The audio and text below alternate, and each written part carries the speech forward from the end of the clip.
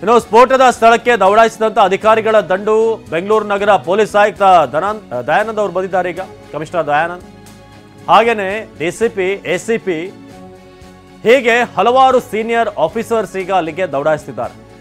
ಇನ್ನು ಬಾಂಬ್ ಪತ್ತೆ ಮತ್ತು ನಿಷ್ಕ್ರಿಯ ದಳ, ಶ್ವಾನದಳ, FSL ಎಕ್ಸ್ಪರ್ಟ್ಗಳು ಇವರೆಲ್ಲರೂ ಕೂಡ ರಾಮೇಶ್ವರಂ ಕೆಫೆಯಲ್ಲಿ ಈಗ ಪರಿಶೀಲನೆ ನಡೆಸ್ತಾ ಇದ್ದಾರೆ.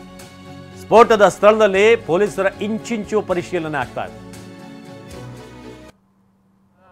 ಬಹಳ ಮುಖ್ಯವಾಗಿ ವೈಟ್ಫೀಲ್ಡ್ ಈ ಭಾಗದಲ್ಲಿ ITBTಯ ಎಂಪ್ಲಾಯಿಗಳು ಅತಿ ಹೆಚ್ಚಿನ ಸಂಖ್ಯೆಯಲ್ಲಿದ್ದಾರೆ. ಜೊತೆಗೆ ಇಂಥ ಹೋಟೆಲ್ಗಳು, ಇಂಥ ರೆಸ್ಟೋರೆಂಟ್ಗಳು ಭಾಳ ರಶ್ ಇರುತ್ತೆ.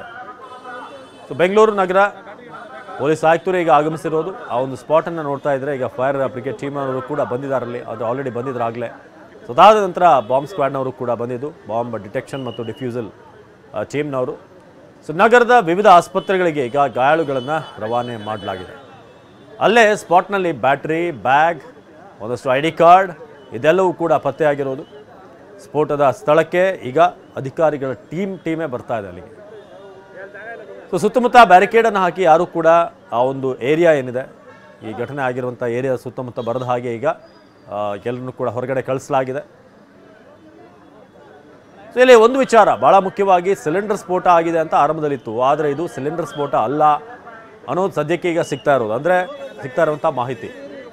ಹೋಟೆಲ್ಗೆ ಸಂಬಂಧಪಟ್ಟಂಥ ವಸ್ತುವಿನಿಂದ ಬ್ಲಾಸ್ಟ್ ಆಗಿಲ್ಲ ಅಂತ ಸದ್ಯಕ್ಕೆ ಇದುವರೆಗೆ ಇರುವಂಥ ಮಾಹಿತಿ ಅದು. ಹಾಗಾದರೆ ಇಲ್ಲಿ ಯಾರೋ ಪ್ಲ್ಯಾನ್ ಮಾಡಿ ಇದನ್ನು ಬ್ಲಾಸ್ಟ್ ಮಾಡಿರೋದು ಪೊಲೀಸರಿಗೆ ಈಗ ಆರಂಭಿಕ ಹಂತದಲ್ಲಿ ಸಿಗ್ತಿರುವಂಥ ಒಂದಷ್ಟು ಕ್ಲೂ, ಒಂದಷ್ಟು ದೊಡ್ಡ ಅನುಮಾನ. ಹಾಗಾದರೆ ಯಾರು ಮಾಡಿದ್ರು ಇದು? ಈ ಎಲ್ಲ ಸ್ಫೋಟಕಗಳನ್ನೆಲ್ಲ ತಂದು ಅಸೆಂಬಲ್ ಮಾಡಿ ಯಾರು ಬ್ಲಾಸ್ಟ್ ಮಾಡಿರ್ಬೋದು, ಏನೆಲ್ಲ ಬಳಸಿದ್ದಾರೆ, ಆ ಬಳಸಿರುವಂಥ ವಸ್ತು ಪ್ಯಾಟರ್ನ್ ಮೇಲೆ ಗೊತ್ತಾಗುತ್ತೆ ಇದು ಯಾರೋ ಬಿಸ್ನೆಸ್ ರೈವಲ್ರಿ, ಹೆಚ್ಚಿನ ಬಿಸ್ನೆಸ್ ಆಗ್ತಿರೋದ್ರಿಂದ ಆ ಒಂದು ಕಾರಣದಿಂದ ಮಾಡಿರ್ಬೋದಾ ಅನ್ನೋದು.